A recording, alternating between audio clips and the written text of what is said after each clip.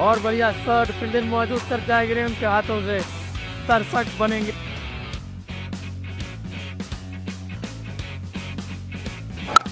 कौन उठाकर खेला है,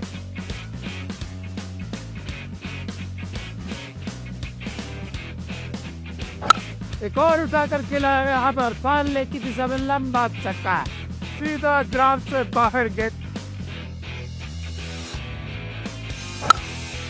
एक बार फिर से लेग साइड की दिशा में डाली हुई गेंद और फिर से ग्राउंड के बाहर।